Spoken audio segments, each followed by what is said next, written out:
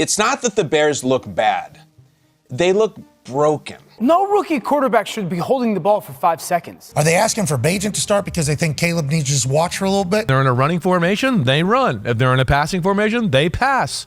There's just nothing there. Shane Waldron, what can you tell them about who they just hired to try to get this offense where it needs? Good luck to y'all. I mean, he's a great person. The Chicago Bears appeared to have won the lottery. Caleb Williams. They were on the right side of a lopsided NFL trade that gave them full control of their destiny. Years of heartbreak and struggle finally corrected as they returned a solid defense, stacked a roster with offensive weapons, and then Caleb Williams was sacked 9 times and Chicago was embarrassed 19-3 by a lowly Patriots squad who assaulted them with the quarterback drafted after Caleb Williams. Suddenly, Caleb Williams looks like the 4th best quarterback from the 2024 NFL Draft, and I'm not even holding that Jayden Daniels miracle Hail Mary against him. I am holding Bo Nix and Drake Maye doing more with less against him. I also blame the Bears coaching staff for his struggles. And after 3 straight losses and 10 weeks of football in the 2024 season, the Bears fired their offensive coordinator, Shane Waldron. Here's Emmanuel Acho reading a text he got about Shane Waldron from an anonymous Pro Bowl player. This was September 26th. I could have told you when the OC Shane Waldron had hired, the offense was going to be some bleep. Never understood that hire. That doesn't sound good. So how did the Bears go from this? 100 out of 100, he's going to be the best Bears quarterback ever. Low bar. He's going to win a Super Bowl. He's going to be awesome.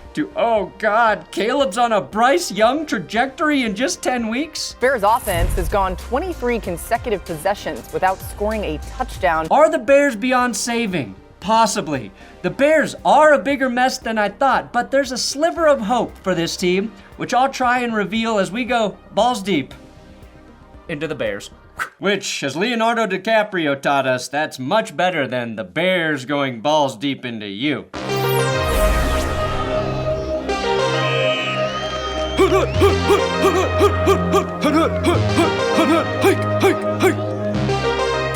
Today's episode is sponsored by Bear Mattress. Look how much my daughter has grown since the first time I made a video for Bear. They grow up too fast. Cherish every moment, guys. And it's easier to cherish those moments after a good night's rest, and I have slept great on my Elite Hybrid Bear Mattress since the day it arrived on my doorstep. Go to bearmattress.com/thatsgood to get 40% off plus 2 free pillows for their Black Friday sale. If you're like me, then a mattress is a big purchase, and you don't want to make a mistake. 2 reasons I love Bear, they make sure that doesn't happen. 1, they give you a 120-night sleep trial. That's basically 4 months, long enough to know if your team's season is over or not, so long enough for you to test it on those lonely nights where your team embarrasses you in prime time. That's when your sleep will really be tested. Also, Bear offers a sleep quiz that you can take on their website to help you determine the style of mattress that is best for you. So you can test out your mattress at home, risk-free. It comes with a lifetime guarantee, and the sleep quiz helps you narrow down which mattress is best for your sleeping style and body type. Now, we have three Bear mattresses in our home, our king bed, and then I got 2 twins that we put in our daughter's room for her trundle bed. Bear offers trundle mattresses as well, but the one we got was designed for 2 twins. If you're looking to improve your sleep or upgrade your mattress, use my massive discount to save yourself the most money this November for their Black Friday sale, which is live on their site now. They have pillow top mattresses, memory foam, and bed bases. So take advantage of my huge discount running for a limited time with my link, bearmattress.com/thatsgood to get 40% off plus 2 free pillows. That's a bigger discount than what's available on their site. Just use my link to get it. Chicago Bears fans have been waiting since the 1980s to have a quarterback they can truly claim as their own, as their franchise guy. Sure, they traded for Jay Cutler in the late 2000s, but calling Jay Cutler your guy is like Jay calling his type 1 diabetes a friendly little reminder to not eat junk food. You can live with it, sure, but it ain't your friend and it ain't helping you. You know, we're not best of friends. Jay Cutler had Aaron Rodgers level arm talent. But Cutler entered the league with 40-year-old Aaron Rodgers' personality. He skipped all the fun years in between and went straight to redline. Regardless, Jay is still the Bears' all-time passing leader with 23,443 yards, 154 touchdowns, and the closest the organization has ever come to having a 4,000-yard passer. Jay had a 4,500-yard season, but that was with the Broncos, not the Bears. Jay did have 2 10-win seasons in Chicago, and he is the last quarterback to give the franchise a playoff victory. The elation from that win in 2011 was short-lived as the Bears lost to the Packers 21-14 a week later in a game that had people questioning Jay Cutler's toughness and desire to win. Cuddy exited the game with a passer rating of 31.8 and a sprained MCL. The Bears blew an opportunity to defeat a division rival in the playoffs in a winnable game where Aaron Rodgers threw 2 interceptions and no touchdowns. 3 seasons earlier, we watched Chargers quarterback Phillip Rivers play in a championship game with a torn ACL. You know, I'm just not that big of a fan of the guy. Making Cutler's refusal to fight through a sprain one of many reasons Bears fans are as broken of a fan base as you'll find, accompanied by only, say, Browns and Jets fans at this point. A couple injuries and a desperation move to start Jimmy Clausen derailed Jay Cutler's final 2 seasons in Chicago before he left for the Dolphins in 2017. John Fox was in his second year with the team, and with a void to fill at the quarterback position, a new cycle of stupidity began for the Bears. A simple mistake Bears owner George McCaskey continues to make over and over and over again. But let me rewind just a hair. John Fox was hired to replace head coach Mark Trestman, who was arguably one of the dumbest head coaching hires of the last 25 years. That's what you get, though, when you look to Canada to solve big dick American problems. All the positivity the team had with talented players like Cutler, Matt Forte, Brandon Marshall, Alshon Jeffrey, Julius Peppers, Lance Briggs, and Mr. Peanut Punch himself, Charles Tillman, died when Trestman entered the building and sucked the life out of the team like Shang Tsung from Mortal Kombat. Your soul is mine. The Bears GM at the time, Phil Emery, hired Mark Trestman over Bruce Arians because Bruce wanted to bring in Todd Bowles as his defensive coordinator, and Chicago wanted him to keep Rod Marinelli.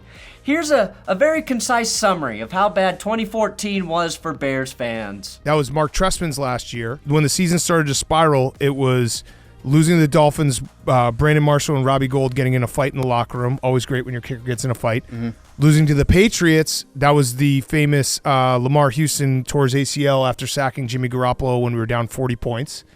And then, so we lost the Patriots. Then the next week was the game that Aaron Rodgers threw like 6 touchdowns in the first half. So it went Patriots, Packers. And then Jay Cutler got benched for Jimmy Clausen because Mark Trestman was trying to save his job. So it's just history repeating itself. I do think they probably at some point will probably be like, yeah, we'll just put in Tyson Bagent. It's a horrific what-if scenario for Chicago, right? Many believe Bruce Arians would have maximized that talented offense to the point Aaron Rodgers would not have been able to call himself the Bears owner. It's ridiculous to pass on a head coach because you want to force your new head coach to retain coaches they do not want. No successful team in the NFL does business like that. General manager Phil Emery and head coach Mark Trestman canned after 2 seasons. In comes Ryan Pace and John Fox. But here's where their fatal flaw keeps rearing its ugly head. In 2017, John Fox and Ryan Pace drafted quarterback Mitchell Trubisky. Fox fired after 1 season with Trubisky, and Chicago brings in Matt Nagy. Matt Nagy lasts 3 seasons, but in his final year, they draft Justin Fields. The Bears clean house again. They hire new GM Ryan Poles and head coach Matt Eberflus. After 3 years, it appears Eberflus is going to be let go at the conclusion of the 2024 season, meaning their last 3 first-round quarterbacks will all have been put through the same hell that is having their rookie season with a GM and head coach on the hot seat, followed by a sophomore season with the new staff. The only thing to stunt growth more severely is poor nutrition, chronic disease, and DNA. And I might take my chances with chronic disease over playing quarterback for the fucking Bears. Have your new head coach and general manager draft the quarterback. Trubisky was the 2nd overall pick, right? Justin Fields, the 11th overall pick. Caleb Williams, the 1st overall pick. And the Bears made the same mistake every single time. Chicago took a swing after giving up 3 draft picks to jump 1 spot with the 49ers to draft Mitch Trubisky. That's where the current iteration of the Bears' dysfunction really began. I don't want to rehash the Trubisky era, out of respect for Bears fans, but the parallels on how that situation didn't work out are similar. Mitch Trubisky, like Caleb Williams, was the first quarterback taken in the 2017 NFL Draft. The Bears have had the choice of quarterback twice in the last 8 NFL drafts. There are teams like the Broncos or the Ravens who have never had the first overall selection or the ability to choose any quarterback on the board. And the Bears infamously took Trubisky over Patrick Mahomes, who was drafted by Andy Reid, who was another head coach they could have had at one point. Bears fans also believe if they had drafted Patrick Mahomes, that the organization would have ruined him.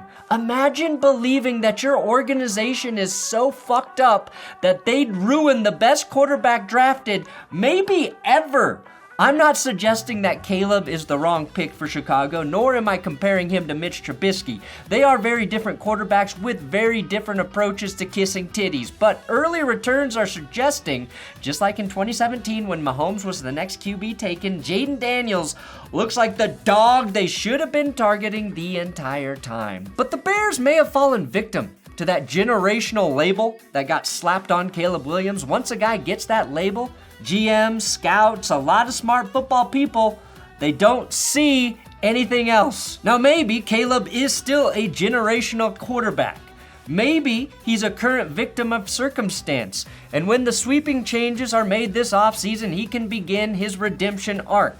Caleb got that label, though, generational prospect, because of his work in the 2022 college football season, not what he did in 2023.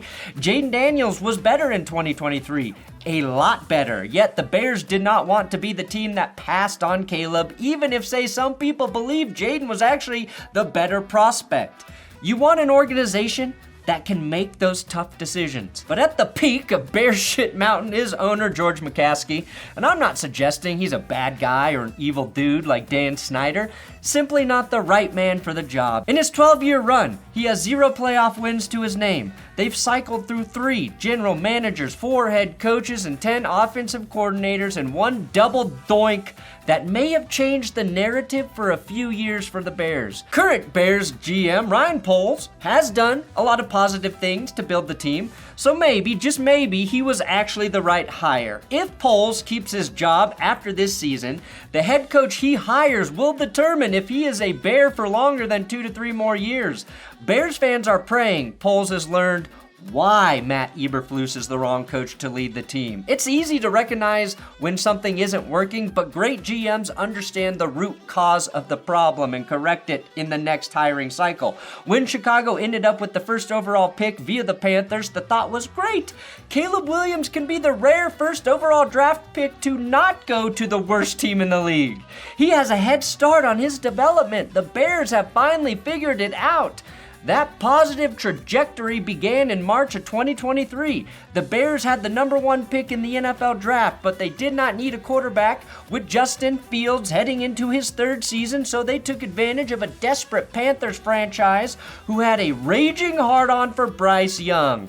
The biggest hard-on anyone's ever had for a 5'10" man. Now, the Panthers got the number 1 pick. Chicago got the number 9, a 2023 second rounder, a first overall pick in 2024, and they still have a second round pick for 2025, and oh yeah, receiver DJ Moore. With early returns on Bryce Young being bad, this was considered a one-sided trade. The lovable Bears were Baloo, and they ultimately outsmarted the well-intentioned Bagheera. Meanwhile, both Young and Williams are getting viciously consumed by Mowgli, Why Nobody Watches. Yeah, my 4-year-old just watched that movie, so it's in my head. It's fresh in my head. Did I reach? Sure, but there's a bear and a panther, and I couldn't let it go. Had the Panthers not been the worst team in the NFL in 2023, we might be talking about how well, I don't know, say Joe Alt is protecting Justin Fields right now. Instead, the Bears fired Luke Getsy, their offensive coordinator who failed Justin Fields. Getsy was then hired and fired by the Raiders this season. And of course, we've been talking about how the Bears fired offensive coordinator Shane Waldron for already failing Caleb Williams just 10 games into their career together. Cliff Kingsbury interviewed with the Bears for that job, and we are well aware of the fact that he's currently guiding Jayden Daniels to what will likely be an Offensive Rookie of the Year season. And if you like what you see here, we've got you covered over at benchwarmershop.com. We got these. We got my coffee there as well. To make matters worse, Cliff Kingsbury's 2023 season was spent as a senior offensive analyst for the USC Trojans, which, as you might recall, was where Caleb Williams spent his last 2 years in college. So why couldn't they reunite the two in the NFL? We don't know. But the Bears passed on him, the Raiders passed on him, and they've both already fired their coordinators. Which means, Chicago, you are no smarter than this man. The Chiefs and the 49ers are my two favorite teams. But the real devil's in the details, and this is why Eberflus has to go. It's not because he's a bad head coach, or maybe that players don't want to play for him, or coaches don't want to coach for him. Like many before him in Chicago, he's terrible at identifying the right talent for his staff. Every coordinator the Bears interviewed now doing better in the places they actually had jobs offered to him. Liam Cohen in Tampa, doing better. Zach Robinson in Atlanta. Clint Kubiak in New Orleans. If you want a taste of how bad Waldron has been for the Bears, here's Dan Orlovsky giving him the business on ESPN. As I freeze this, you have 1, 2, 3, 4 pass catchers for the Chicago Bears. Realistically, in what, a 6-yard by 6-yard box, there's no way that I can make any type of decision as a quarterback on who is open and who's covered. The Bears should have fired Matt Eberflus at the conclusion of the 2023 season, started fresh all around. That is obvious now. Either Ryan Poles doesn't have the foresight to execute a move like that, or his hands are tied because the Bears aren't the kind of organization who can fire a head coach that early into their 5-year contract and afford to pay them and pay a new coach. Both scenarios are bad. Let's not forget, they've watched 13 of Matt Eberflus's assistant coaches walk during his time with the team.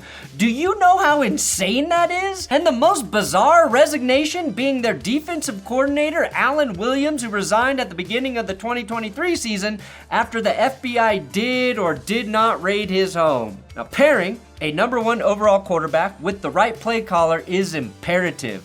And the Bears landed on Shane Waldron, who, again, after leaving Seattle, got this endorsement. Bears fans are super interested about the offensive coordinator coming in, Shane Waldron. What can you tell them about who they just hired to try to get this offense where it needs to go?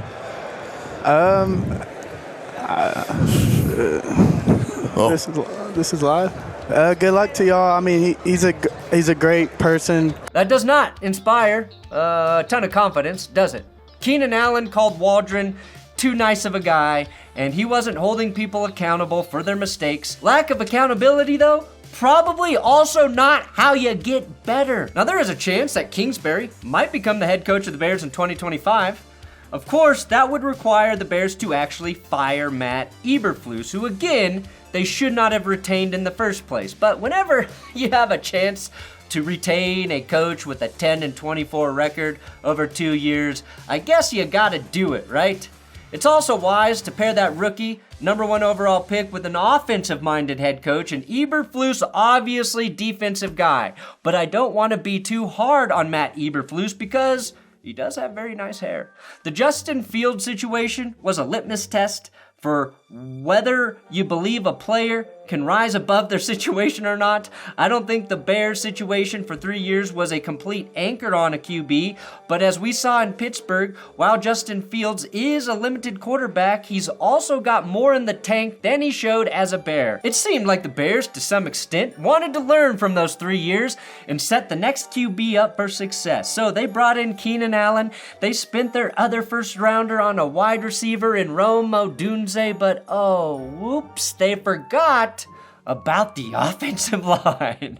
Yeah, it turns out that that's actually just as important, if not more important, than having brand name wide receivers to throw to. Take Bo Nix, for example. He's throwing to Cortland Sutton, and then a bunch of receivers most fans couldn't pick out of a police lineup. Police lineup, probably a better reference for Chiefs personnel. A crowd. Couldn't pick them out of a crowd, but Denver had the infrastructure already set with a good offensive line and improved it. And over time, Bo Nix is building chemistry and making plays with a lot of receivers who might not even see the field on most teams. Who knows what is actually true though, right? But reportedly, some of the Bears players were the ones who wanted Shane Waldron ousted. And there have also been some rumors that some of the players wanted Caleb Williams benched for Tyson Bagent. I doubt both are true, and if someone is calling for a new quarterback, it's probably an unhappy wide receiver, right? And without getting too specific, I might guess it's the guy who walked off the field mid-play. Maybe DJ Moore is simply pissed that he's seeing the highest percentage of bad throws come his way ever, and he's had an eclectic group of quarterbacks to sling him the ball throughout his career. He might not actually be that disgruntled, but if DJ Moore turns into a problem for that team, then their trade starts to even look a little more muddy, doesn't it? Now, as someone who used a car crash analogy multiple times for Russell Wilson, I can't stop! And I can sympathize with Big Cat for using a similar metaphor for the rookie quarterback car race happening right now. The race started, and Jayden Daniels' car went so fast down. Like, he just was going so fast, looking great, Lambo. My race started, my car didn't start, and then it went like 60 miles an hour, and then it literally blew up. How bad, though, is Caleb Williams playing after teasing us with some good football when the Bears were playing a bunch of bad teams? Well, for starters, he has the worst completion percentage on throws of 15 or more yards by any quarterback in the last 15 years. I'm sure Paxton Lynch doesn't meet the minimum threshold to qualify, but let's just say Caleb Williams is currently worse than Paxton Lynch. Did you hear that, Bears fans? Caleb worse than Paxton. All right, maybe that's a little extreme. Very extreme.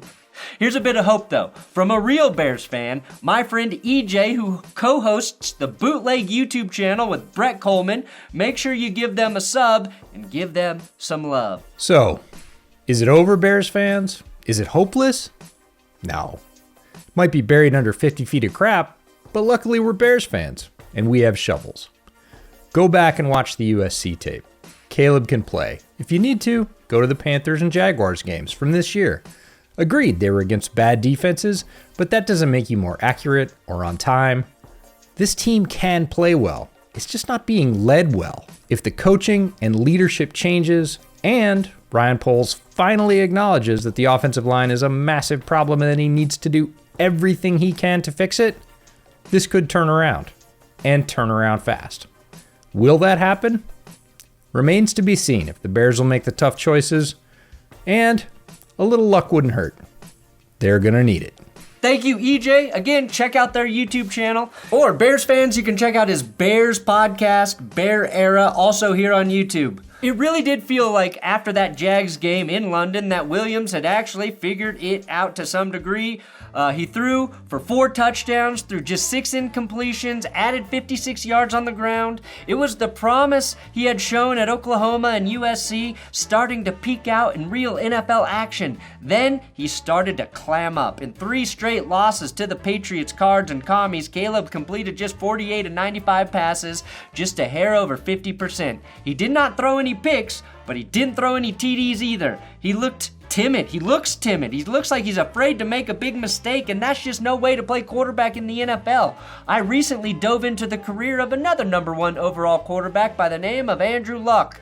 Luck made a lot of mistakes. He threw at least 12 interceptions in every season but one, but he vowed never to make the same mistake twice, and he kept slinging it. Maybe that's an unfair comparison to one of the greatest QB prospects ever, but Caleb was touted as a slam dunk number 1 overall guy. All of that indecision has led to sacks. A lot of them. I know we can't truly remove the offensive line from the equation, but Caleb Williams has taken 38 sacks through 9 games, the most in the NFL right now. That's 4 more than any other QB. Like I said, the O-line surely isn't helping, but Williams also had a time to throw of 3.27 seconds in college. That's a red flag that teams thought wouldn't rear its ugly head in the NFL, and it has. The Bears line isn't really that bad at pass blocking. In fact, they're pretty middle of the road as a pass and run blocking unit. Caleb just needs to get rid of the ball more quickly. And he has to make his decisions, any decisions, more quickly. And if he can do that, he can get back to where he was in October. If you believe the offensive line is the problem, you also need to ask of all the coaches and assistants who resigned or were fired, how the hell is offensive line coach Chris Morgan not one of them? And on top of that, Chicago just released their guard, Nate Davis, who they paid $30 million to a year ago. That said, I haven't seen enough in terms of his play at the NFL level to say whether or not Caleb Williams is the one. What I do know is if the Bears don't bring in the right coach this offseason, Caleb will be on that Sam Darnold or Baker Mayfield trajectory. Do I trust the Bears to do that? Well, considering they didn't even talk to Jim Harbaugh or try to talk to Jim Harbaugh, my answer is no. But maybe Baker Mayfield's current OC, Liam Cohen, gets the gig this time for the Bears. They probably can't afford Ben Johnson, so there's Joe Brady to possibly poach away from the Bills at a more Bears-friendly price. If it's not an offensive guy, it better be a legacy name like Belichick or a leader like Mike Vrabel. And here's your glimmer of hope, okay, Bears fans?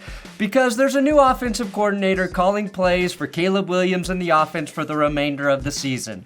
All Caleb Williams has to do in that stretch is play similarly to when the Bears were on their 4-game win streak. He doesn't even need to win. The Bears don't need to win. Because as long as he can show that he is better than when Shane Waldron was calling plays, that will give you hope he can develop, and it will be enticing to the next head coach the Bears target. This is the offseason we see if Ryan Poles truly learned from his mistakes. Bear down, because it will be a long winter, and it all comes down to McCaskey getting out of Ryan Poles' way. Let him dance, George. Let him be your pole dancer. Thanks for watching That's Good Sports. Please subscribe here on YouTube. We do deep dives on all sorts of football things. We got an Andrew Luck episode coming up in the next week or two. I recap every game on Tuesday. We got power rankings, and I do a live show with Tom Grossi 3 days a week. So please, sub here. Come on.